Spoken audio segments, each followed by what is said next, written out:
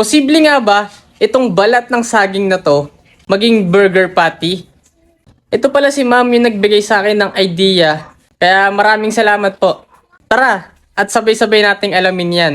At dahil nagugutom na nga yung mga kids, ngayon ito na lang yung naisip kong meriendahin namin. At pagkatapos sugasan, ngayon naman, ilalaga ko na siya para lumambot agad.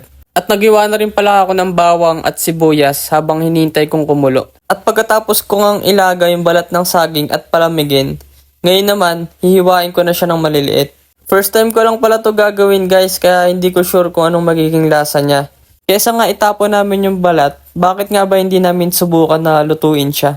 At nung nahiwa ko na nga siya sa maliliit na sukat, yun naman, ihalo ko na tong bawang at sibuyas. Ngayon, titimplahan ko na pala siya at inuna ko na nga tong paminta. Tapos nilagyan ko na rin siya ng asin. May nakaligtaan nga akong ilagay dito guys, yung beef cubes. Kaya bago ko lutuin, doon ko na rin siya nilagay. Pagkatapos nga, nilagyan ko na siya ng cornstarch. Based pala dun sa napanood ko sa YouTube, may kasama pa siyang all-purpose flour. At dahil gahol na nga ako sa oras dahil paggabi na, kaya hindi ko na siya nilagyan. Sinunod ko na pala tong itlog, tapos minekos-mekos ko na siya. At dahil gusto ko ma-experience ng bunso ko yung paghahalo, kaya yan, pinatry ko sa kanya. Kaso aabutin kami ng 10 oras dito pagka siya naghalo eh.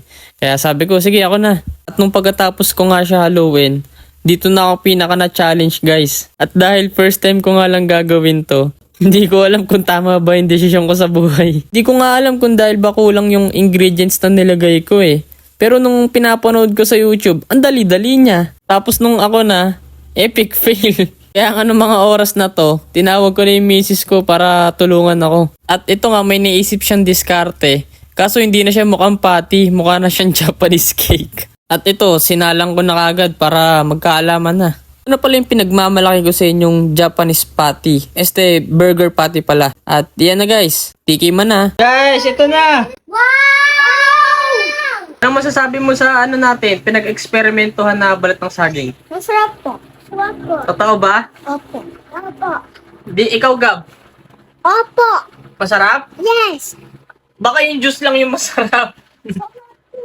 Ito. Yung juice lang. Yung juice lang yung masarap, no? Sarap. Try nyo na. Balat Budget ng meal.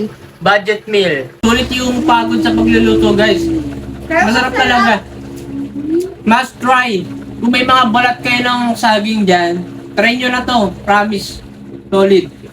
Parang hindi talaga siya, balat ng saging, no? Pagka, natimplahan. Parang pati na talaga. Paano ba yan guys? Hanggang dito na lang muna at kakain muna kami ng burger. Maraming salamat sa panonood nyo. Bye-bye. Bye-bye. Salamat! Bye-bye.